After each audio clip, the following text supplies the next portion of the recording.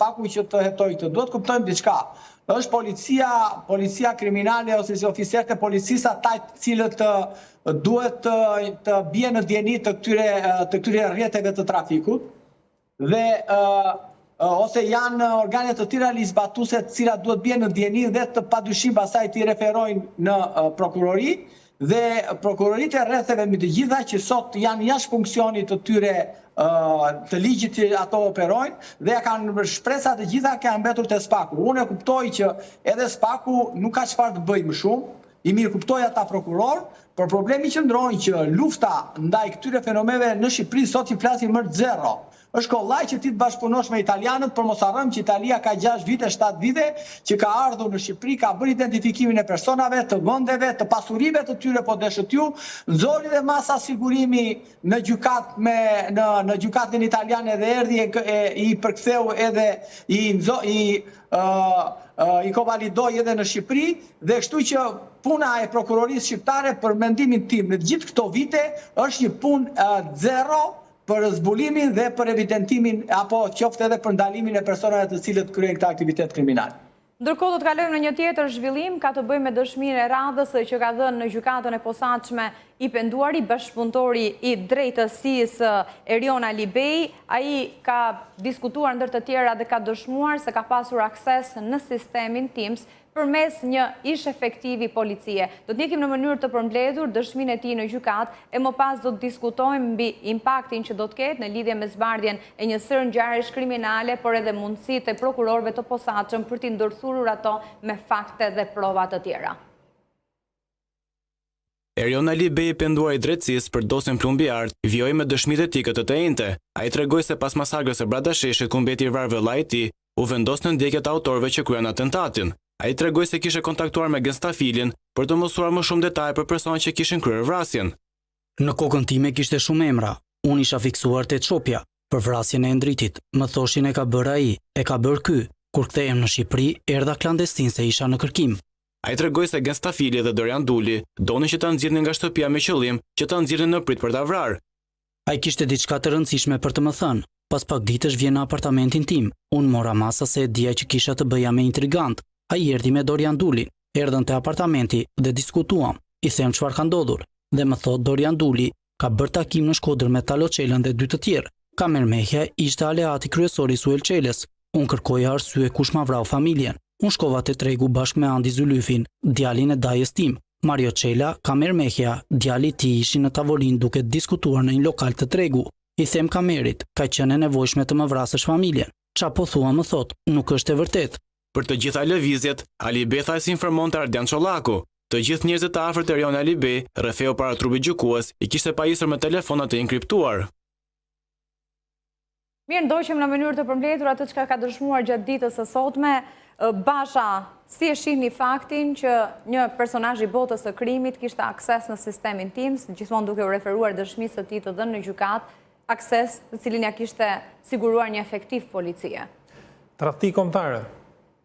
Tradhti kombëtare çdo punonjës i policie i cili vën në shërbim të grupeve kriminale asetet dhe burimet shtetërore.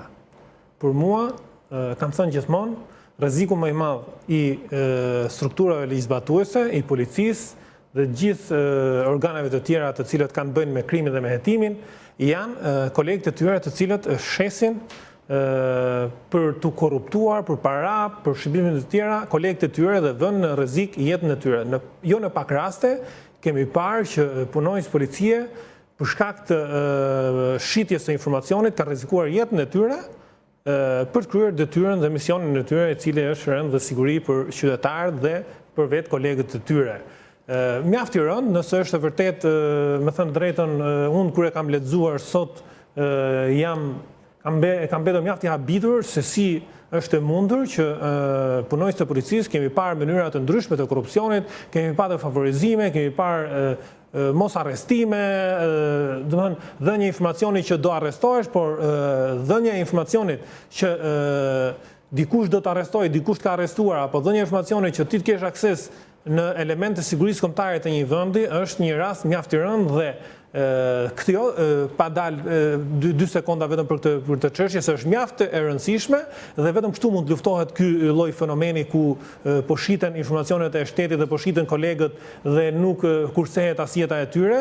Për mua duhet parë ligji i cili e cilëson tradhti kombëtare dhe akt terrorist çdo lloj punojësi i shtetit, ky i policisë shtetit i cili shet informacionet apo shet kolegët tek grupet kriminale. Por sa i përket krimit në vend dhe kësaj organizate, unë mund të them që ka 2 lajme, një i mirë dhe një i keq. Është një lajm i mirë që kemi parë kohët e fundit që shumë nga grupet dhe organizata kriminale për shkak të bashkëpunimit dhe për shkak të forcimit të institucioneve po bien në dyert e drejtësisë, po shkojnë drejt gjykimeve dhe kemi parë seriozitet në drejtim të hetimit dhe të dhënieve dhe vendimeve. Lajmi i keq është se kaq shumë grupe dhe kaq shumë informacione të nxjerra dhe kaq shumë institucione të cilët pas kanë qenë pjesë e organizatave dhe krimit të organizuar. Ky është një lajm i keq për vendin. Avokat, cilat janë pasojat ligjore për ish efektivin, gjithmonë nëse zbulohet se është i vërtet ky pretendim, kjo dëshmi që ka dhënë i penduar i drejtësisë, dhe a ka pasur raste të mëparshme kur efektiv të policisë i kanë dhënë akses personazheve të botës së krimit në sistemin Teams, ndoshta her pas here duke përcjellë edhe informacione për kolegët e tyre të nisur në operacione duke u rrezikuar dhe jetën? Tatina, shiko, kur kam folur aty në studio që Shqipëria po përjeton shqivinë e viteve në 70, 80 apo 90, më keni parë me skepticizëm, por e kam përmendur këtë gjë dhe kam sjellë në vëmendjen të publikut, sepse policia jonë është tamam si policia ose karabineria italiane në atyre viteve, kur ishte e korruptuar nga mafia. Se avokat? Kur ishte e korruptuar nga mafia, ashtu si që mafia korruptonte policët, korruptonte financierët, por prokurorët dhe gjyqtarët. Kështu që nuk keni pse të habitemi, Shqipëria po bën atë rrugtimin e saj, ndërmjet politikës dhe mafjes, edhe bashkërisht. Dhe kështu që grupet, padyshim që grupet që quhen kriminale, do blejnë kam para më shumë nga shteti që ti mirë mbaj ata policët, ti mirë paguaj ata policë, tu krijoj atyre një jetesë të mirë, tu krijoj atyre mundësira për të blerë shtëpi, makine kështu me radhë, dhe shteti ata policët që korruptohen, padyshim që i ka lënë mes rrugës, u jep atë pagën e shpifur prej 600 apo 700.000 lekësh, ju do thoni që ai ka bërë betimin, okej, dakord, por krimi të tundon me pagesat që bën. Duhet të jesh me një moral jashtëzakonisht shumë të lartë, që mos të tundohesh përballë këtyre pagesave që ata të bëjnë. Duhet të jesh me moral të lartë dhe i ngrënë.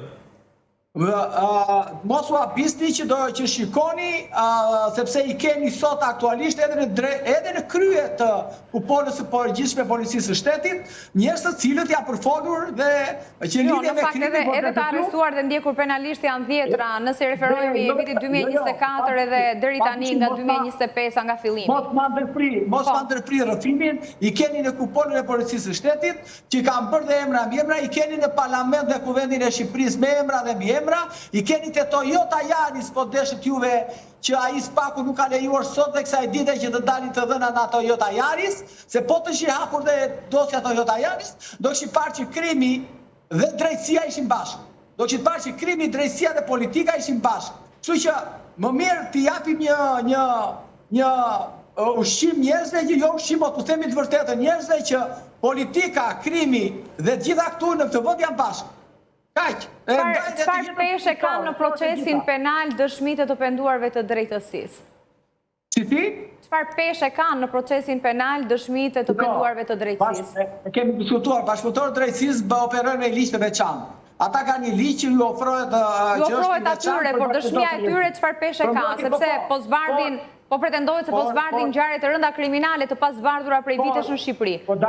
Dakord, problemi qëndron që nëse rrëfimet e tyre ose dëshmitë e tyre do korespondojnë me datë, me orë, me ditë, me muaj, me vit, dhe me personazhet që ata rrëfejnë do kenë qenë aty, atëherë mund të merren të vërteta dhe mund të vazhdohet mëtej me procedi penale dhe arrestime kështu me radhë. Por nëse dëshmitë e tyre kur do ballafaqohen me ngjarjet janë të rreme, padyshim që ata nuk do merrin më statusin e bashkëpunëtorit të drejtësisë, por do mbeten ashtu të njerëz të cilët do dënohen. Kështu që duhet ta shikojmë deri në fund rrëfimet që ata kanë, pra dëshmitë që ata bëjnë, me ngjarjet që kanë ndodhur, korrespondojnë apo nuk korrespondojnë, sepse unë nuk mund të flas tani pa patur dhe pa parë a ato janë të sakta apo nuk janë të sakta rrëfimet e atij zotërisë që ka vendosur të bashkëpunojë me drejtsinë. Do të shkojmë në një hapësirë të shkurtër publicitare, kthehemi pas pak.